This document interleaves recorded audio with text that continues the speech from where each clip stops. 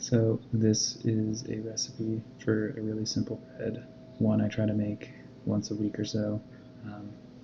It's not exactly what a popular bread recipe would be, but it's pretty easy to do. I have the proportions like almost memorized, and I like to riff on it.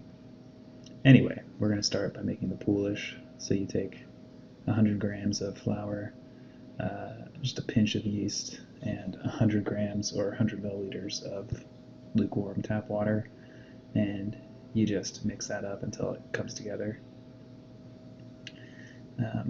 This is going to sit overnight and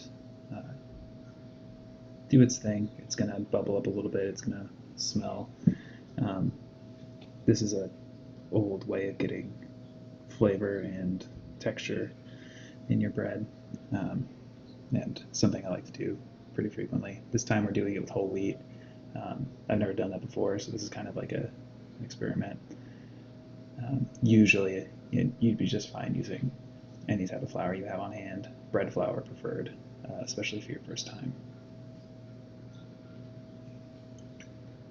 So once that's mixed up, we're just going to wrap it in plastic wrap, and then we're going to put a towel over it, and we're going to note when it started and let it sit for about 12 hours. So we'll come back tomorrow and see what this guy looks like. Alright, so it's tomorrow. We've got a pretty bubbly, fragrant poolish sitting here now. We're going to mix the rest of our ingredients into it. I like to do the liquid ones first and just give it a stir with a chopstick or anything you have on hand. Chopsticks are easy to clean, so I'd recommend that. Alright, just get that a little combined, start adding in everything else. My recipe uses a lot of oil. That's just kind of like how we've come to like it.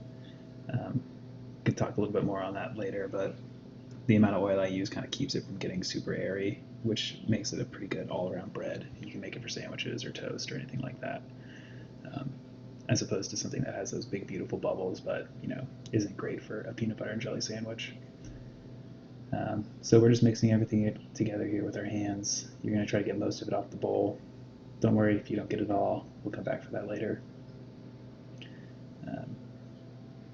Oh, and I forgot to mention, I'm doing this recipe in a way that doesn't use any special tools. That way you don't have to go buy anything fancy, like dough scrapers, bench knives, bannetons, any of that stuff.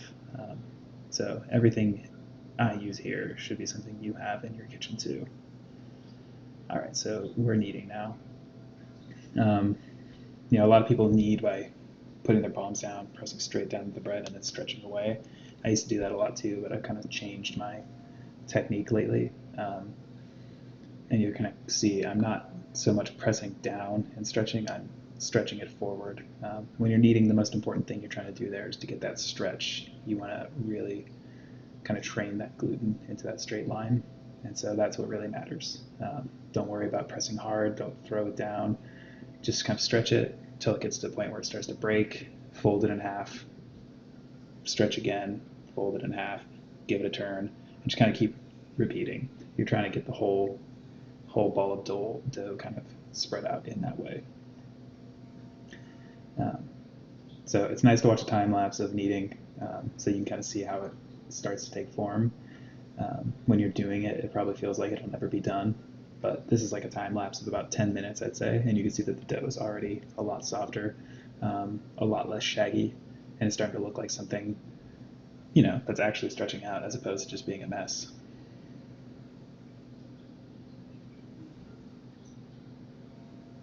Again, just trying to get that stretch forward. I'm going to roll it around here just to pick up all the scraps. It's a great way to keep the table clean. You'll know your dough is coming together when you're able to pick up the scraps like that. You're going to end with a pretty clean bench.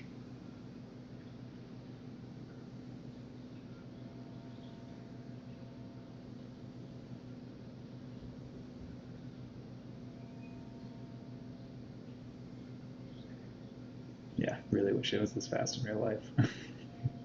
So now we're giving it a few rolls. This is kind of help getting that shape.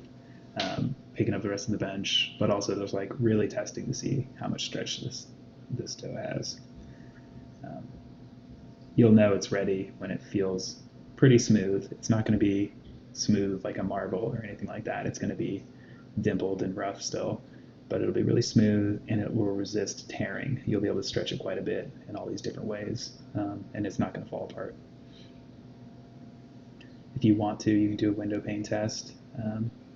It's fun to do for the first few times.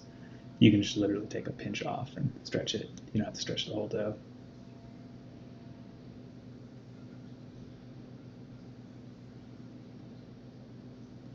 All right, so coming to the end of the knead here, I think. You can see that the dough really is pretty elastic now, holding its shape. All right, so take the rest of your oil left there, spread it by hand. You're just going to get enough on there to coat the base. We're getting this dough ready for its first rise. So I let this guy rise for probably an hour and a half to 2 hours. I can't quite remember, but we're going to do a time lapse here. You want to do a plastic wrap on top, keep the moisture in so your dough doesn't dry out. And if you're thinking about it, just make a note so you don't forget to go get it when it's done. So as you can see, the dough grows slow. You might walk by and think nothing's happening, but once it starts getting towards the end, you're going to see a lot of growth. Remember that it's expanding at an exponential rate. Eventually, it's going to more than double in size. I'd say that this one even tripled, and we're ready to start shaping it. So we're going to shape it into a ball. You're going to see the method here. When you're getting it out of the bowl there, make sure you don't rip it. Let it kind of like pull itself out. Stick that finger in there to loosen it, but let it pull itself out like that. So we're going to gently degas it onto a floured surface, and we're going to fold it, give it a quarter turn, fold it, give it a quarter turn. Just repeat until we've got all the sides. We're going to turn it over, kind of shape it into a ball. You're going to slip one hand a little underneath while the other one rotates it. All right, so now we're going to pull it towards us. And what you're doing here is you're forcing the front underneath as you move the back forward. So you're not shoving the back down, you're moving the front so that it gets pushed underneath.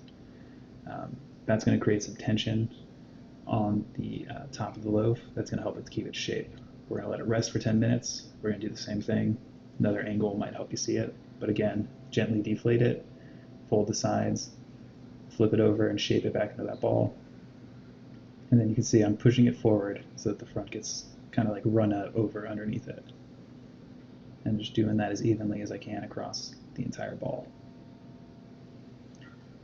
So I'm dropping it into a bowl now that I've lined with some cling wrap, saran wrap, whatever you have. We're going to drop it into this bowl so that it keeps a nice round shape, and that cling wrap's going to help it from sticking to the bowl. We're also going to put some flour on it to make sure that there's no sticking. And once you feel ready, just throw that guy in. So cover the top again. I don't want to dry this guy out. Normally, when I'm using a Banneton, there's not as much cling wrap around here, but again, I wanted you to see that you could do this without any special equipment. When I'm not videotaping, I like to throw a towel over, but we're going to do a time lapse here, so you're going to see what it looks like. While it's proving, get your oven set to 450, stick a baking sheet in the oven. We're going to let that guy warm up. That'll come into play a little later. So I've got a cast iron pan in my oven underneath the baking sheet. We're going to throw some ice on that guy to create some steam in the oven. The steam's going to help the bread rise. We're going to take that hot pan and we're going to very carefully put some parchment paper over it, and then we're going to unwrap our proved bread. We're going to hold the cling wrap to the bowls so that it doesn't flip out with it, and you're going to see the bread just drops right out. We're going to take our favorite knife. We're going to give the bread a score. Kind of blocking it here, but the idea is to cut it at a 45-degree angle, and it should come through pretty easily.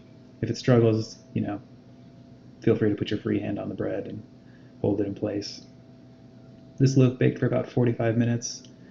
It's a whole wheat loaf. It's got a lot of whole wheat in it, so it doesn't have a lot of oven spring, but you can see it did come up a little bit there. All right, so it's coming out. Because I put so much oil in my loaf, it gets browned pretty quickly. But again, I do this loaf once a week, more or less, kind of improvised. And it works great for a lot of things. It's not soft, so it's not going to fall apart. It's a little dense, so it's great for a sandwich bread. It's very hearty for like if we go for a hike and we make a peanut butter and jelly. And it usually tastes pretty good. So that's all it takes. Next step's just to enjoy.